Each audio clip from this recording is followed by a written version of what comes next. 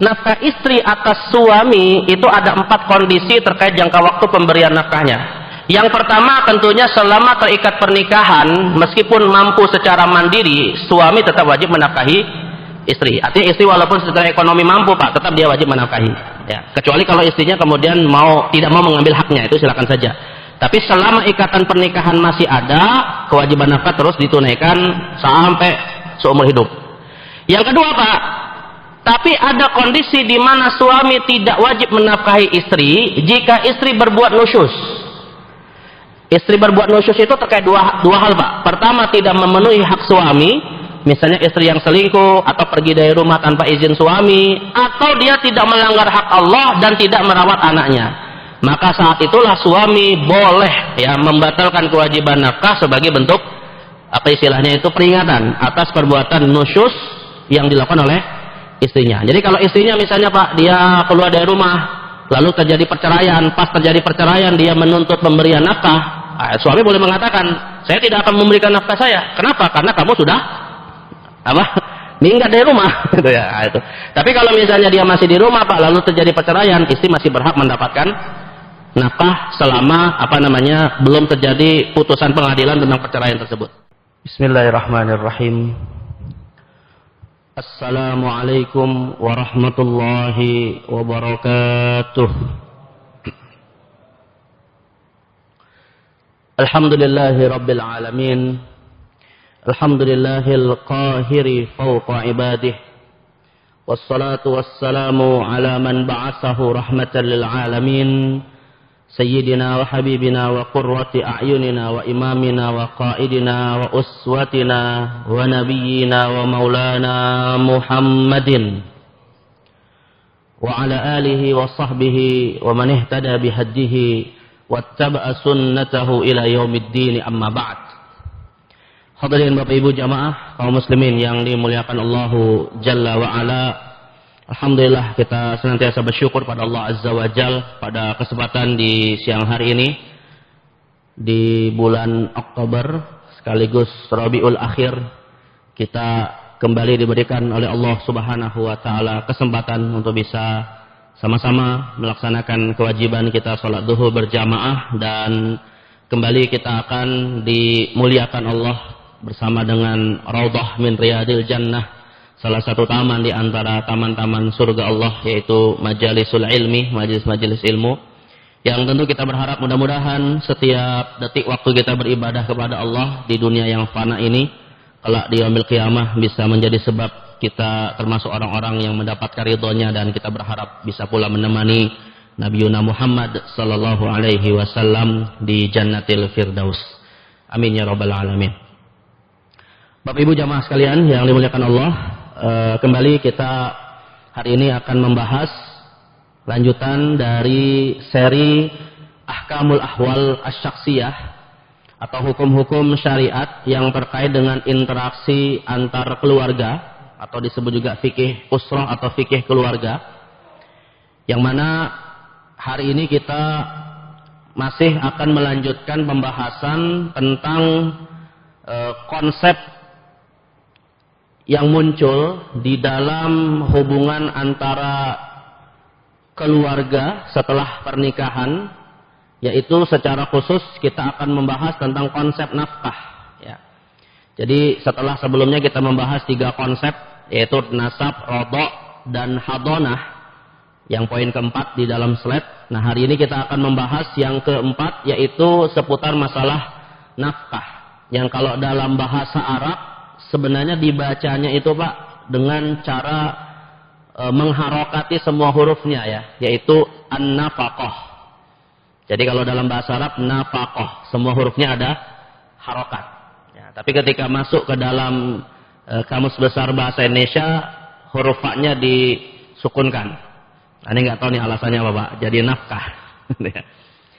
Tapi secara substansi sama saja. Nah, jadi hari ini kita akan membahas tentang konsep nafkah ya di dalam interaksi keluarga, yang tentunya bukan hanya hubungan antara suami istri ya, tetapi juga hubungan-hubungan lain di dalam keluarga, yang mana tentunya di dalam hubungan keluarga itu nanti juga melahirkan hak dan kewajiban yang terkait dengan nafkah. Nah, tapi sebelum saya masuk nih Pak kepada masalah secara detail tentang nafkah ini ya, saya ingin mengkaitkannya Pak dengan persoalan hukum yang lain yang juga seringkali ditanyakan terkait dengan nafkah ini, yaitu pemberian atau penunaian zakat. Ya, karena antara zakat dan nafkah itu Pak sebenarnya ada hubungan. Kaidahnya seperti ini, mudahnya aja Mas sekalian. Pihak yang wajib dinafkahi itu tidak boleh diberikan zakat oleh muzakinya. Ya, tapi kalau kemudian tidak wajib dinafkahi Pak, maka pada dasarnya sah-sah saja memberikan zakat kepada pihak yang tidak wajib dinafkahi, tapi dengan syarat termasuk mustahik zakat. Ya, nah jadi artinya, misalnya Mas kalian nanti kita akan bahas, misalnya Pak, seorang suami itu kan kita sudah ketahui wajib menafkahi istrinya. Nah, maka pertanyaannya Pak, boleh nggak suaminya ketika sudah wajib menunaikan zakat, misalnya tabungannya udah mencapai 200 juta, ya sudah masuk nisab 85 gram emas, 170 juta ya atau lebih sekarang. 2,5%-nya berapa Pak dari 200 juta setelah dimiliki haulnya selama 1 tahun? 5 juta kan? Ya, 2,5% dari 200 juta ke 5 juta. Nah, suami ingin bayar zakat Pak, boleh nggak ditunaikan kepada istrinya? Ya, kalau ke istri tetangga boleh Pak, kalau dia kalau fakir ya. Tapi istrinya sendiri boleh nggak? Nggak boleh ya. Kenapa? Karena suami berkewajiban untuk menafkahi. Ya, jadi salah satu kaidah dalam bab zakat itu tidak boleh memberi zakat kepada pihak yang wajib dinafkahi. Tapi kalau sebaliknya Pak, kebetulan istrinya wanita karir, kerja juga, punya uang juga, punya tabungan juga, boleh nggak dia membayar zakat kepada suaminya? Nah, ini pertanyaannya, pertama, wajib nggak istri itu menafkahi suami? Nggak wajib kan? Berarti pada asalnya boleh saja. Tapi yang menjadi masalah keduanya Pak, ya harus syaratnya juga suaminya mustahik zakat. Nah, sekarang yang jadi pertanyaan Pak, mungkinkah dalam rumah tangga istrinya muzaki, suaminya mustahik? Hah? Nah, kalau ada suami yang kayak gini, malu sama istrinya Pak, gitu ya. Nah, tapi kalau seandainya betul-betul suaminya memang fakir, ya silakan ingin diberikan zakat lewat harta istrinya.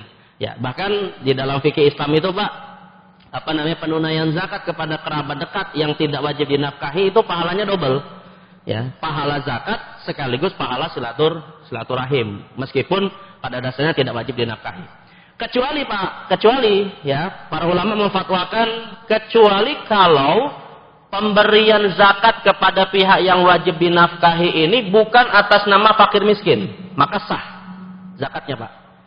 Misalnya ya, suami itu pada dasarnya kan tidak boleh memberi zakatnya kepada istrinya kalau fakir. Tapi kalau seandainya Pak, misalnya istrinya kejerat judol. Kejerat bukan judol, pinjol. Ya, bukan judol, pinjol ya. Pinjol itu artinya dia punya hutang gitu kan. Nah, dia statusnya Pak kalau di dalam 8 mustahik zakat disebut apa? Ghorim. Ya, ghorim. Jadi orang yang berhak mendapatkan zakat kan bukan hanya fakir miskin Pak, tapi juga yang kejerat hutang. Nah, maka kalau istrinya Pak ingin dibantu oleh suaminya karena dia terjerat hutang lewat zakat suaminya, ini sah. Ya.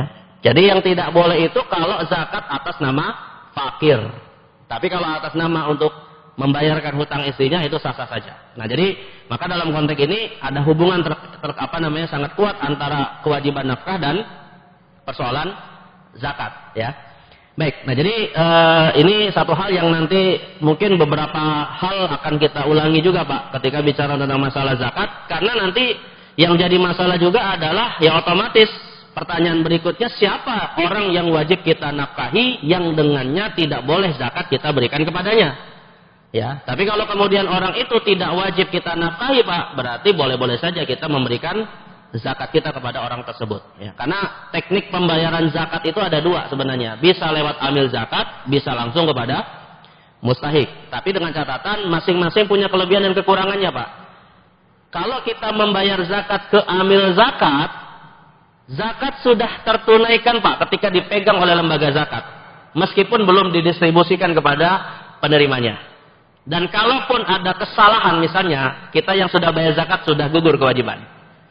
Tapi kalau zakat ini Pak kita tunaikan langsung kepada mustahik yang kita kira dia memang layak berhak mendapatkan zakat, rupanya terbukti salah, zakat kita belum dianggap sah.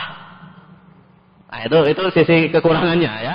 Kita misalnya memberikan zakat kita Pak kepada orang yang kita anggap dia fakir, pemulung misalnya Pak, ya, yang biasanya bawa gerobak misalnya gitu kan. Rupanya Pak, sepulang dari memulung, pulangnya pakai Alphard misalnya dia Pak. Terbukti salah gitu kan. Nah, padahal sudah terlanjur diberi zakat. Nah, maka kewajiban zakat kita belum tertunaikan. Sekalipun meskipun kita nggak bisa mengambilnya kembali. Jadi harus diulangi. Nah, itu sisi kelebihan kalau lembaga zakat yang menjadi tempat kita memberi zakat secara teknis gitu. Tapi sisi kekurangannya Pak, ya kalau lembaga zakat kita nggak bisa mengontrol kan siapa yang akan kita penuhi kebutuhannya gitu kan. Karena itu manajemennya ada sendiri kalau di dalam lembaga zakat. Tapi kalau kita memberi zakat langsung kepada mustahik Pak, ada kelebihan, kita bebas untuk memberikan siapa yang kita anggap dia berhak ya. Nah, jadi ada kelebihan dan kekurangannya. Tapi dua-duanya itu dibolehkan di dalam syariat, walaupun kalau di negara kita tentunya dianjurkan kalau bisa lewat lembaga zakat resmi ya. Baik, nah terkait dengan masalah nafkah ini tentunya hal pertama jamaah sekalian yang perlu kita pahami sebelum kita masuk kepada siapa yang wajib menafkahi dan siapa yang berhak mendapatkan nafkah, sekaligus mungkin ada batas waktunya ya, karena kewajiban nafkah itu juga ada yang dibatasi waktunya, ada yang sifatnya permanen. Nah, maka sebelum kita masuk kepada hal itu, kita definisikan dulu Pak, sebenarnya nafkah itu apa? Dalam kitab Al-Mawsu'atul Fiqhiyah Al-Kuwaitiyah, ensiklopedia fikih Kuwait, ya, yang jumlahnya 45 jilid, itu didefinisikan nafkah sebagai ma bihi qawwamun mu'tadun halal adami duna sarafin. Jadi nafkah itu definisinya jamaah sekalian sesuatu, ma itu sesuatu. Bihi yang bisa dan biasa ya, qawam dan biasa, mu'tad menjadi qawam, menjadi penopang halal adami, seorang manusia di dalam kehidupannya duna saraf, tanpa ada unsur berlebih-lebihan. Maksudnya Pak, dalam bahasa kita sering kita sebut dengan istilah kebutuhan primer.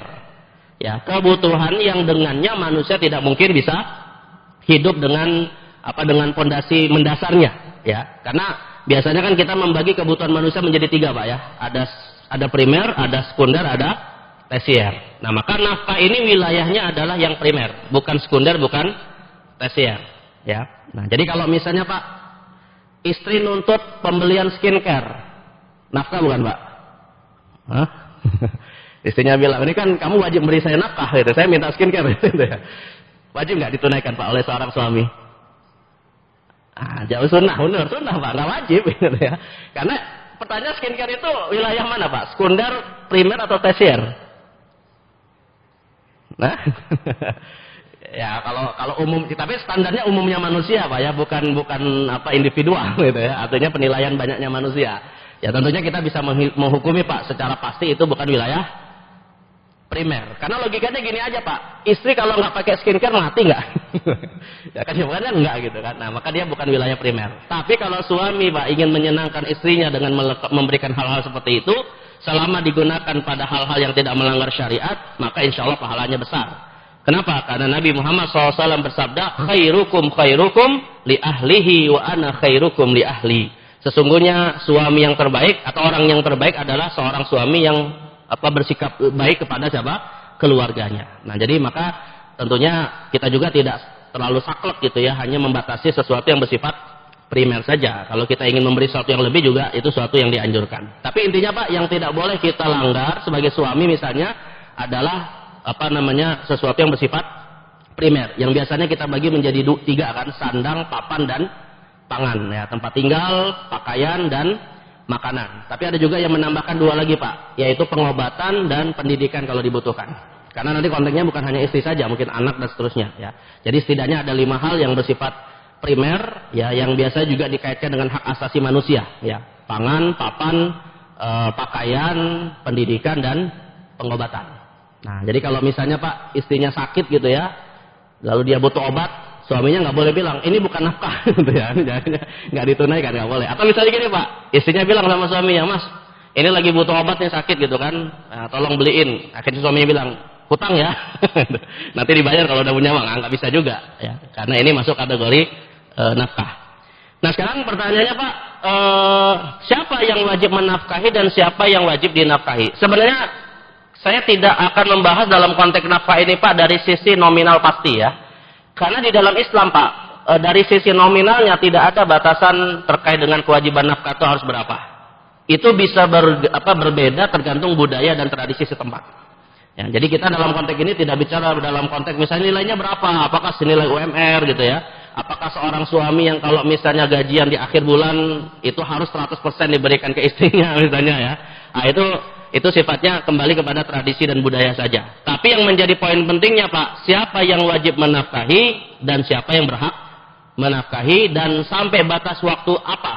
Misalnya sebagai seorang ayah, Pak, sampai batas waktu kapan dia wajib menafkahi anak laki-lakinya misalnya.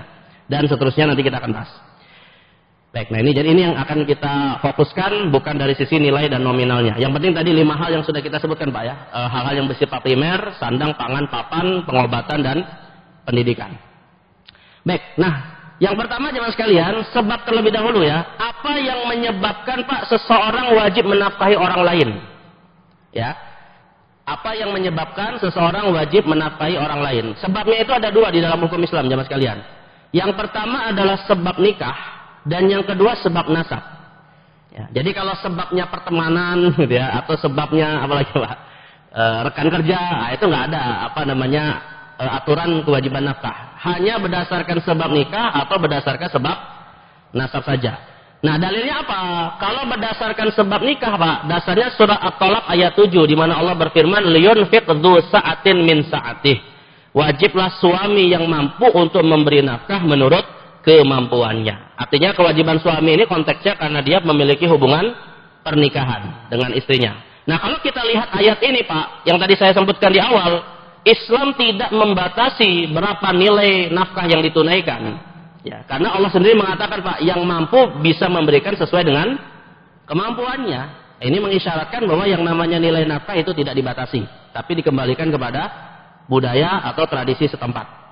Ini yang pertama, Pak. Yang kedua, berdasarkan nasab, didasarkan kepada hadis Nabi SAW riwayat Nasai. Kalau tadi surah At-Talaq itu tadi terkait dengan hubungan nikah. Nah, kalau yang berdasarkan hubungan nasab, ini dasarnya hadis riwayat Imam Nasai, di mana Nabi SAW bersabda, "Yadul mu'til ulya, wa bada' biman ta'ul." Tangan pemberi ada di atas, maka mulailah dari orang-orang yang engkau tanggung. Ya, maksudnya yang ditanggungkan berdasarkan hubungan nasab dengan skala prioritas ummaka, ayah ibumu, wa abaka ayahmu, wa ukhtaka saudarimu, wa akhaka saudaramu, ya saudari perempuan lalu saudara laki-laki, summa adenaka, kemudian yang terjauh dan terjauh. Nah, di sini Pak tidak ada hadisnya menyebutkan anak ya. Ya, karena gini Pak, tidak selalu orang itu wajib menafkahi keluarga nasabnya dia punya anak. Ya tentunya kan bisa saja Pak, ada orang belum menikah atau dia belum punya anak, tapi kemungkinan besar dia sudah punya orang tua, kemungkinan besar juga dia punya saudara, gitu ya. Sebelum memiliki istri dan anak, bisa saja dia sudah punya orang tua dan punya saudara. Nah maka di sini hadis Nabi tidak menyebutkan anak dan istri dalam konteks penyebutan hadis ini karena akan didasarkan kepada hadis dan ayat yang lain. Tapi setidaknya Pak, dari hadis ini bisa kita simpulkan ada pihak-pihak yang kita beri nafkah berdasarkan hubungan nasab. Ya, di sini disebutkan ibu, ayah, saudari perempuan, saudara laki-laki dan seterusnya yang terjauh, misalnya paman, bibi, ya, sepupu, keponakan dan seterusnya. Tapi Pak, apakah semua yang disebutkan dalam hadis ini hukumnya wajib dinafkahi? Ya, karena hadis ini pun bersifat umum, Pak. Mungkin ada yang wajib, mungkin juga ada yang sebatas sunnah dan anjuran saja. Ya, nah makanya kita masuk kepada hukumnya. Ya, hukum memberi nafkah. Ya, jadi hukum memberi nafkah itu pada dasarnya ada 2, Pak. Bisa dia nafkah wajib, bisa dia nafkah sunnah. Nah, kalau nafkah sunnah itu biasanya disebutkan dalam fikih dengan istilah nafkah tabarruk. Ya, jadi kalau kita misalnya Pak membaca kitab fikih, ini hukumnya nafkah tabarruk, maksudnya nafkah sunnah. Ya, dianjurkan untuk memberi tapi tidak wajib. Artinya Pak, yang tidak boleh kita beri zakat adalah pihak yang mendapatkan nafkah wajib. Tapi pihak yang hukumnya sebatas sunnah saja kita beri nafkah itu boleh diberi zakat, asalkan dia fakir miskin, ya, atau dia mustahik zakat. Nah sekarang pertanyaannya, siapa saja Pak yang wajib dinafkahi dan siapa yang hanya sebatas sunnah saja? Ya, kembali kepada dua sebab yang tadi kita sebut, yaitu berdasarkan sebab nikah atau berdasarkan sebab nasab. Kalau yang berdasarkan sebab nikah Pak, yang wajib kita nafkahi hanya satu saja, yaitu istri yang wajib dinafkahi oleh suaminya. Yang sebab nikah ya Pak, yang biasanya kita sebut juga dengan sebab perbesanan, ya, sebab hubungan pernikahan, maka hanya satu pihak saja Pak yang wajib dinafkahi, yaitu istri. Saya sebut satu pihak Pak ya, bukan satu orang. Karena bisa jadi satu pihak Pak, orangnya ada berapa? Hah? Bisa 4, nah, maksimal gitu ya. Jadi saya sebut satu pihak. Satu pihak itu artinya satu hubungan Pak. Tapi jumlah orangnya ya bisa lebih dari satu orang ya. Maka seorang suami hanya inilah yang wajib menafkahi hubungan pernikahan, yaitu suami kepada istrinya. Adapun sisanya Pak, hubungan-hubungan pernikahan yang lain selain suami kepada istri, ini hukumnya sunnah saja. Seorang menantu Pak menafkahi mertuanya, bagus, afdol, tapi tidak wajib. Maka boleh, misalnya seorang menantu ingin memberikan zakatnya kepada mertuanya kalau dia fakir miskin. Ya, kalau tidak lewat zakat boleh juga, misalnya lewat nafkah ya silakan saja. Intinya tidak wajib menafkahi tapi dianjurkan. Begitu juga Pak sesama ipar. Ipar kan juga hubungan perbesanan kan?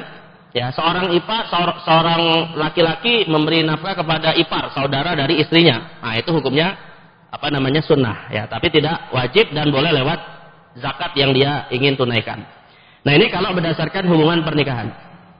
Nah, sedangkan kalau berdasarkan hubungan nasab Pak, nah wajib nafkah yang berdasarkan hubungan nasab ini sebenarnya yang paling banyak. Tetapi hubungan nasab itu jamaah sekalian kita bisa klasifikasikan dalam 3 pola. Yang pertama adalah nasab usul. Nasab usul itu nasab yang di atas kita Pak, bapak, ibu, kakek, nenek, ya. Lalu yang kedua nafkah furu, yang ke bawah, anak, cucu, laki-laki, perempuan. Dan yang ketiga hawasi. Hawasi itu yang ke samping. Nah, yang ke samping itu Pak, biasanya yang paling pokok ada 4. Saudara, anak saudara apa? Keponakan. Lalu saudara orang tua, paman bibi, dan anak dari saudara orang tua, sepupu. Nah, jadi kalau yang hawasi ini ada 4. Saudara, keponakan, paman bibi, dan sepupu. Nah, pertanyaannya Pak, dari ketiga pola hubungan nasab ini, yang usul, yang furu, atau yang hawasi, siapa yang wajib dinafkahi? Dan kalau tidak wajib, berarti hukumnya sebatas sunnah. Kalau tidak wajib Pak, berarti boleh kita beri lewat jalur zakat. Tapi kalau kita wajib menafkahinya, tidak boleh diberi lewat jalur zakat. Ya. Nah, yang pertama jemaah sekalian, para ulama umumnya sepakat Pak, kalau yang jalurnya usul dan furu, itu pihak yang wajib kita nafkahi. Ya, seorang ayah wajib menafkahi anak, seorang kakek wajib menafkahi cucu. Demikian juga sebaliknya Pak, seorang anak ya ketika ayahnya membutuhkan wajib dia menafkahi ayah ibunya, sebagaimana seorang cucu wajib menafkahi kakek neneknya. Tapi dalam konteks ini Pak ada pengecualian. Pengecualiannya adalah hanya dari jalur laki-laki saja yang wajib menafkahi pihak usul dan furu. Artinya Pak, ayah wajib menafkahi anak laki-laki dan perempuan, kakek wajib menafkahi cucu laki-laki, cucu perempuan, tapi nenek dan ibu tidak wajib menafkahi. Ya, jadi ibu misalnya Pak, dia nggak wajib menafkahi anaknya. Demikian juga dengan nenek tidak wajib menafkahi cucunya. Ya, demikian juga anak perempuan Pak, sebenarnya pada asalnya tidak wajib menafkahi bapaknya dan kakeknya dan seterusnya. Jadi hanya dari jalur siapa? Laki-laki saja. Ya. Baik, ini kalau kita melihat dari hubungan usul dan furu. Sedangkan kalau dari hubungan hawasi Pak, saudara, keponakan, paman bibi dan sepupu, maka para ulama kita terpecah dalam 3 mazhab yang terkait dengan hukum memberikan nafkah kepada hawasi. Mazhab yang pertama Pak, mazhab Hanafi berpendapat hawasi wajib diberi nafkah terkait dengan hubungan mahram. Hubungan mahram. Nah, ini seperti disampaikan oleh Imam Al-Kasani ya dalam kitabnya Badai As-Sana'i fi Tartib Asy-Syara'i, beliau mengatakan sababu nafaqatil aqaribi fil wiladati wa ghairihi minar rahimil mahrami wa huwal qarabatul muharrimah. Kata Imam Al-Kasani, sebab wajibnya nafkah atas kerabat nasab adalah karena berstatus sebagai mahram. Berarti kalau yang berstatus sebagai mahram, Pak, dari ketiga hubungan yang tadi kita sebutkan, 3 diantaranya wajib dinafkahi dalam mazhab Hanafi. Yaitu saudara, keponakan, dan paman bibi. Hanya 1 yang tidak wajib dinafkahi, yaitu sepupu. Dalam mazhab Hanafi. Ya, dalam mazhab Hanafi. Baik, kemudian yang kedua, Pak. Mazhab yang kedua adalah mazhab Hambali. Nah, kalau mazhab Hambali, jamaah sekalian, mereka mewajibkan nafkah kepada kerabat Hawashi yang berstatus sebagai ahli waris saja. Jadi kalau Hanafi standarnya adalah mahram, Hambali standarnya adalah ahli waris. Ya, nah ini seperti dikatakan oleh Imam Ibnu Qudamah dalam kitabnya Al-Mughni Syarah Mukhtasar Al-Khiraqi, beliau mengatakan annan nafaqah tajibu ala kulli warithin li mauruthih. Nafkah itu wajib diberikan kepada para ahli waris. Berarti kalau yang ke samping, Pak, semua saudara wajib dinafkahi dalam mazhab Hambali. Tapi untuk keponakan yang wajib dinafkahi hanya keponakan laki-laki dari saudara laki-laki yang sekandung atau yang seayah saja. Kebayang, Pak? Ini kalau mazhab Hambali, Pak, ya, dari keponakan laki-laki ya, dari jalur saudara laki-laki yang hubungannya sekandung atau yang seayah. Jadi kalau keponakan perempuan, Pak, atau keponakan dari jalur saudara perempuan, atau keponakan dari jalur saudara seibu, ini bukan ahli waris, maka tidak wajib dinafkahi dalam mazhab Hambali. Demikian juga, Pak, kalau posisinya ke paman bibi, yang wajib dinafkahi hanya paman dari jalur ayah. Paman dari jalur ayah. Bibi tidak wajib dinafkahi, begitu juga paman bibi dari jalur ibu tidak wajib dinafkahi. Hanya paman dari jalur ayah. Demikian juga dengan sepupunya, Pak, maka yang wajib dinafkahi adalah sepupu laki-laki dari jalur paman seayah saja. Nah, ini saya sebutkan begitu, Pak. Tapi kalaupun nggak hafal nggak apa-apa, Pak. Karena mazhab kita mazhab Syafi'i. Kalau mazhab Syafi'i mudah saja, Pak. Kalau mazhab Syafi'i dan Maliki mudahnya adalah semua kerabat Hawashi tidak wajib dinafkahi. Nah, jadi pusing-pusing ngapalin mazhab Hambali sama Hanafi, ujung-ujungnya mazhab Syafi'i dan Maliki, Pak, yang di Indonesia hanya mewajibkan nafkah kepada siapa? Usul dan furu' saja. Adapun yang ke samping tidak wajib dinafkahi secara mutlak dalam mazhab Maliki dan Syafi'i. Nah, ini seperti disampaikan oleh Imam Zakaria Al-Ansari dalam kitabnya Asnal Matalik fi Syarhi Rawdatul Talib. Beliau mengatakan, tajibu lahu wa humul furu'u wa in nazalu wal usul wa in alaw faqat aiduna sairil aqarib. Kata Imam Zakaria Al-Ansari, nafkah wajib diberikan kepada kerabat furu' dan kerabat usul saja, dan tidak wajib diberikan kepada kerabat yang lain. Artinya dalam mazhab Syafi'i dan Maliki, Pak, hanya yang ke atas, hanya yang ke bawah, tapi tidak yang ke samping. Artinya kalau kita misalnya mau membayar zakat, Pak, kepada paman kita, pada saudara kita, pada bibi kita, pada keponakan sepupu, dalam mazhab Syafi'i dan Maliki ini mutlak sah. Tapi dengan syarat mereka mustahik zakat. Ya, yang penting tidak ke atas atau yang ke bawah. Nah, kira-kira dari 3 pendapat ini, Pak, mana yang biasanya diamalkan? Yang mudah saja, Pak. Yang mudah berarti coba yang ke atas sama yang ke bawah, ya. Tapi ya untuk wawasan ada mazhab lain yang berbeda. Artinya gini, Pak, misalnya pertanyaannya begini, Pak. Pertanyaannya begini. Kita punya saudara, Pak. Kita punya saudara kandung. Dia fakir. Wajib nggak kita nafkahi, Pak? Hah? Tergantung mazhabnya. Tergantung mazhabnya. Ya, kalau pertanyaannya wajibkah kita menafkahi saudara kandung kita yang fakir, tergantung mazhabnya. Ya, mudahnya kalau dalam mazhab Hanafi dan Hambali, Pak, wajib. Ya, karena mazhab Hanafi kan standarnya mahram, saudara mahram. Dalam mazhab Hambali standarnya ahli waris, saudara juga ahli waris. Maka mazhab Hambali dan Hanafi wajib menafkahi. Tapi Maliki Syafi'i mengatakan tidak wajib. Ya, jadi ada 2 mazhab yang mewajibkan, ada 2 mazhab yang tidak mewajibkan. Ya, tapi ya mungkin karena di Indonesia kebanyakannya Syafi'i, dan juga kalau tidak salah di kompilasi hukum Islam juga hanya membatasi yang ke atas dan yang ke bawah, ya, sekaligus istri dalam hubungan pernikahan. Nah, sekarang pertanyaan berikutnya, Pak, bagaimana dengan kewajiban nafkah untuk anak yatim? Anak yatim itu artinya, Pak, anak yang bapaknya meninggal. Ya, anak yang bapaknya meninggal. Kalau dia, Pak, yang meninggal adalah ibunya, tetap kewajiban nafkah dibebankan kepada ayah. Nah, sekarang pertanyaannya, ini ibunya masih hidup, tapi bapaknya yang meninggal, Pak. Kan tadi kita sebutkan, Pak, bahwa ibu pada dasarnya tidak wajib menafkahi anak kan ketika ayah ada. Nah, sekarang pertanyaannya, ayahnya udah nggak ada. Ya. Nah, siapa yang wajib menafkahi siapa?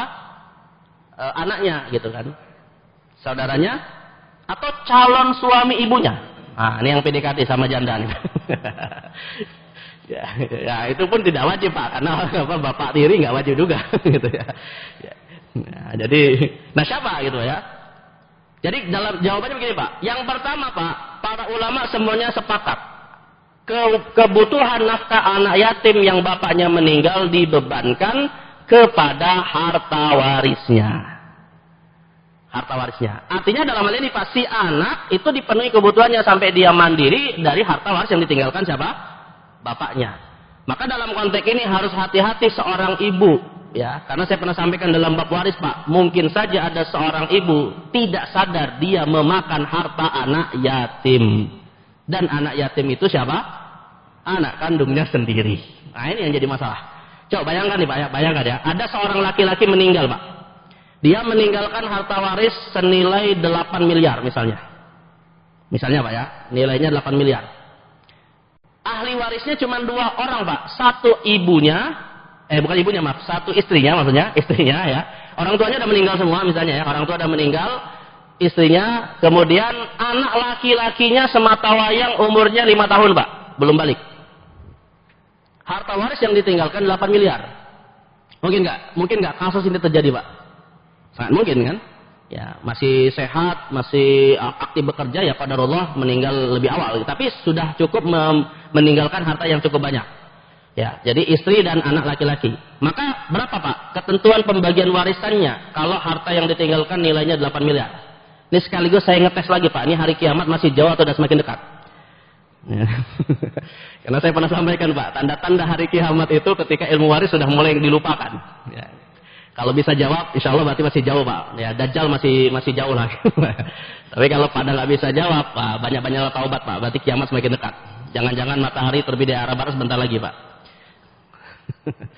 Berapa kira-kira?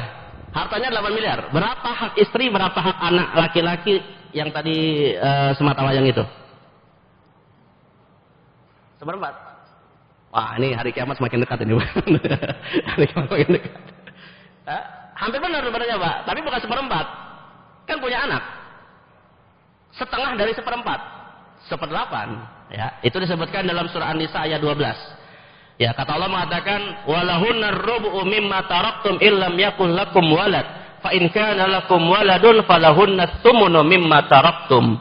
Dan para istri mendapatkan 1/4 dari harta yang ditinggalkan suami kalau tidak punya anak. Tapi kalau suami meninggalkan anak, maka istri mendapatkan as-sumun, mendapatkan 1/8. Berarti kalau harta warisnya 8 miliar, Pak, 1/8-nya berapa untuk istri? 1 miliar. Sisanya 7/8 untuk anak. Ya, berarti 1 miliar untuk istri, 7 miliar untuk anak laki-laki tadi, Pak. Ya, tentunya secara logis, Pak, tidak mungkin uang 7 miliar diserahkan kepada anak tersebut. Ya, kalau kemudian dibeliin lato-lato semua kan repot juga itu, Pak, 7 miliar. Beliin permen ya repot juga, gitu kan. Nah, maka otomatis siapa yang megang uangnya, Pak? Siapa? Biasanya siapa yang megang? Ya ibunya. Ibunya yang megang uangnya. Nah, yang jadi masalah, Pak, ibunya nggak tahu hukum waris. Di tangannya ada harta peninggalan suaminya yang di dalamnya terdapat hak 7/8 untuk anaknya. Apalagi ya, yang meninggalkan harta waris 8 miliar ini, Pak, pasti diincar oleh banyak laki-laki nggak? Hah? Wah, ini janda hebat ini.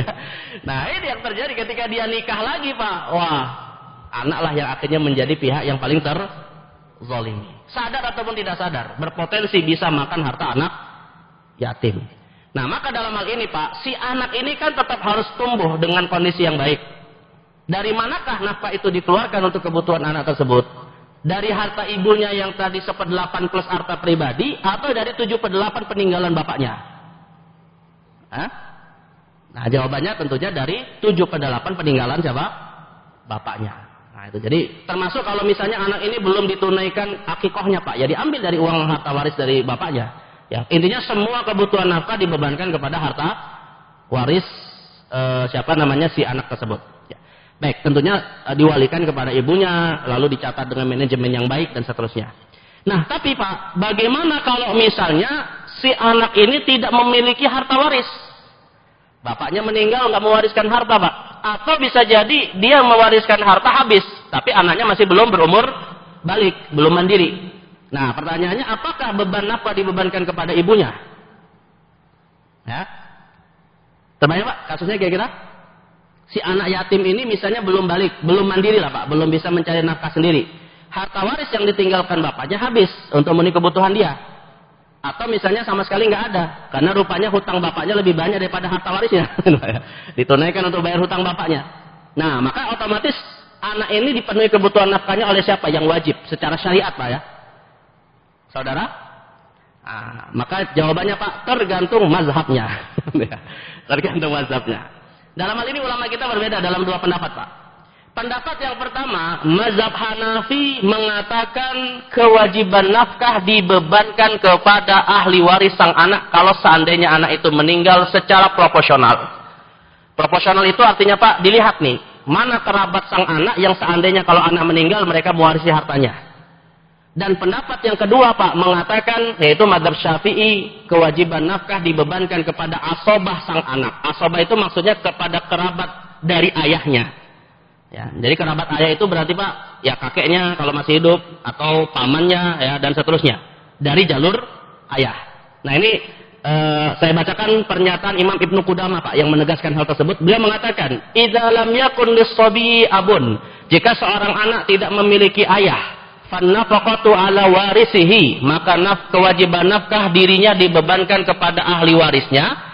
Fa in kana lahu warisan fannafaqu alaihi ma ala qadri irsihi ma minhu. Yang mana kalau dia memiliki lebih dari satu ahli waris Pak, dua ahli waris misalnya, kewajiban nafkah dibebankan kepada mereka sejumlah hak waris yang mereka dapatkan. Misalnya contohnya, fa iza kana lahu ummun wa jaddun fa 'alal ummi tsulus wal baqi 'alal jadd. Misalnya seorang anak ini Pak, dia punya kakek dan ibu yang masih hidup, berarti kewajiban nafkahnya dibebankan kepada dua pihak ini secara proporsional. Kakeknya, ibunya menanggung 1/3, kakeknya menanggung 2/3. Ya, misalnya si anak ini Pak, kebutuhannya setiap bulan anggaplah 9 juta misalnya. Ya, maka menurut pendapat yang pertama ini, ibunya terbebani 3 juta, kakeknya terbebani 6 juta, sesuai dengan ketentuan hukum waris. Nah, lalu kemudian Imam Ibnu Qudamah mengatakan Pak, wa bihaza qala Abu Hanifah. Ini adalah pendapat Imam Abu Hanifah. Jadi pendapat yang pertama Pak, beban nafkah itu dibebankan kepada ahli waris sang anak.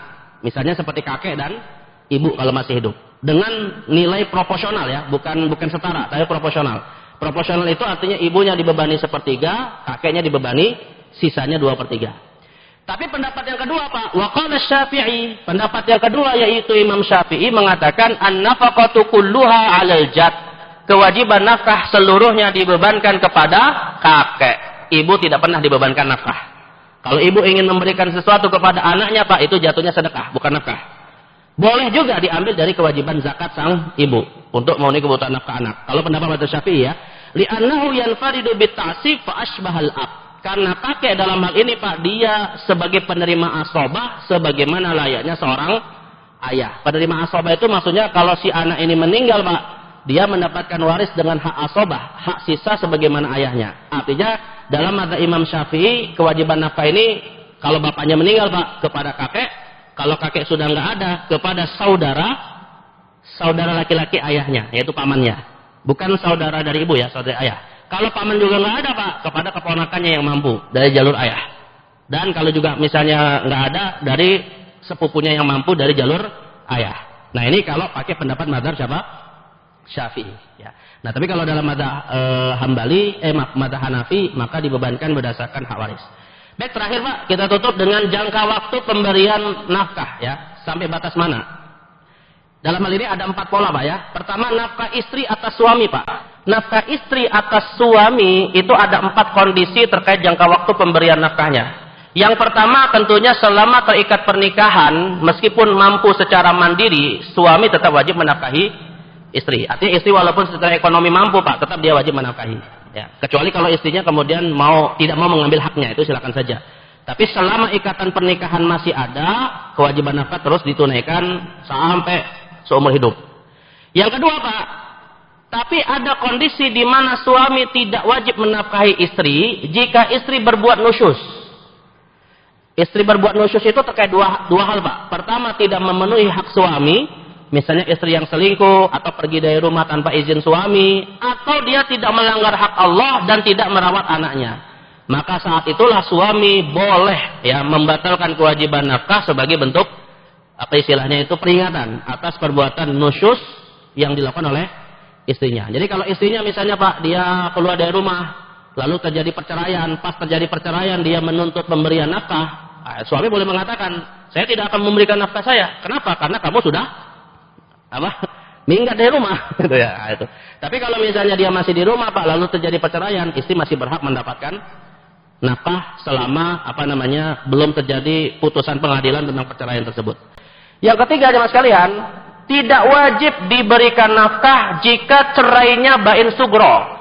Maksudnya, Pak, adalah kalau istri itu bercerai dengan gugatannya, walaupun nanti memasuki masa iddah sebanyak 3 kali suci misalnya, Pak.